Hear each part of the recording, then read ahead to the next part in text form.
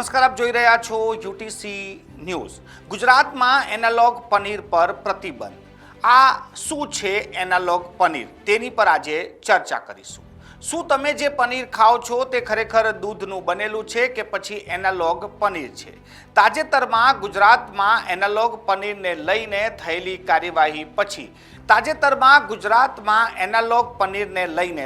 કાર્યવાહી પછી ઘણા લોકોના મનમાં સવાલ ઊભા થયા છે। આખરે એનાલોગ પનીર શું છે, તે કેવી રીતે બને છે, શું તે સ્વાસ્થ્ય માટે નુકસાનકારક છે અને જો તેના પર કડક કાર્યવાહી થાય તો સામાન્ય લોકો પર શું અસર પડી શકે?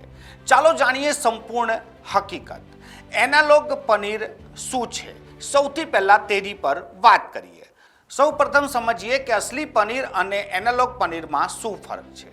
અસલી પનીર માત્ર દૂધમાંથી બનાવવામાં આવે છે, જ્યારે analogue paneer vegetable oil, starch, milk powder, protein અને અન્ય ફૂડમાંથી તૈયાર કરવામાં આવે છે, જે પનીર જેવો દેખાય છે અને સ્વાદ તૈયાર કરવામાં આવે છે। આ કારણે તેની કિંમત અસલી પનીર કરતાં ઘણી ઓછી રહે છે। એનાલોગ પનીર કેવી રીતે બને છે? વિવિધ સામગ્રીને મશીનમાં ભેળવીને ગરમ કરવામાં આવે છે, ત્યારબાદ તેને ખાસ મોલ્ડમાં ભરીને પનીરનો આકાર આપવામાં આવે છે। દેખાવમાં તે અસલી પનીર જેવું જ લાગે છે, તેથી સામાન્ય ગ્રાહક માટે ફરક ઓળખ મુશ્કેલ બની શકે છે। શું એનાલોગ પનીર ખાવું નુકસાનકારક છે?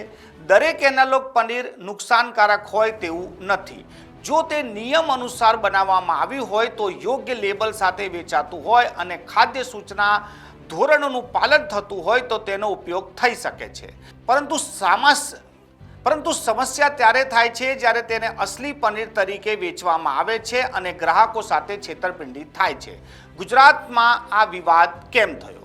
ગુજરાતમાં અધિકારીઓએ એવી ઘણી જગ્યાએ કાર્યવાહી કરી જ્યાં કથિત રીતે એનાલોગ પનીરને અસલી પનીર તરીકે વેચવામાં આવતું હતું અને નિયમોનું ઉલ્લંઘન થતું હતું। એટલે મુખ્ય મુદ્દો માત્ર એનાલોગ પનીર નથી, પરંતુ ગ્રાહકોને ગેરમાર્ગે દોરવાનો છે। તેના નુકસાન શું થઈ શકે છે? જો તેની ગુણવત્તા સારી ના હોય અથવા તેમાં વધુ પ્રમાણમાં ચરબી, મીઠું અથવા નીચી ગુણવત્તાની સામગ્રી હોય તો વજન વધી શકે છે, કોલેસ્ટ્રોલ વધવાની શક્યતા રહે છે, હૃદય રોગના જોખમ વધી શકે છે, પાચનની સમસ્યાઓ થઈ શકે છે।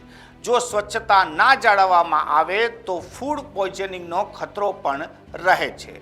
જો તેના પર કડક કાર્યવાહી થાય તો શું અસર થઈ શકે છે? ગ્રાહકોને અસલી પનીર મળવાની શક્યતા વધી શકે છે, મિલાવટ અને છેતરપિંડીમાં ઘટાડો થઈ શકે છે, પરંતુ હોટલ અને નાના વેપારીઓ માટે ખર્ચ વધી શકે છે અને જો અસલી પનીર માંગ વધશે તો તેની કિંમત પર પણ અસર પડી શકે છે। અસલી અને એનાલોગ પનીર કેવી રીતે ઓળખવું? ખરીદી કરતા પહેલા પેકેટ લેબલ જરૂરથી વાંચો। જો તેમાં એનાલોગ પનીર અથવા તો તેથી માહિતી લખેલી હોય તો તેને ધ્યાન આપો। અતિ સસ્તું પનીર ખરીદતા પહેલા સાવચેત રહો। હંમેશા વિશ્વસનીય દુકાન અથવા જાણીતા બ્રાન્ડમાંથી જ ખરીદી કરો। પનીર લેતા પહેલા આ આખરી સલાહ છે જે તમારે યાદ રાખવાની છે।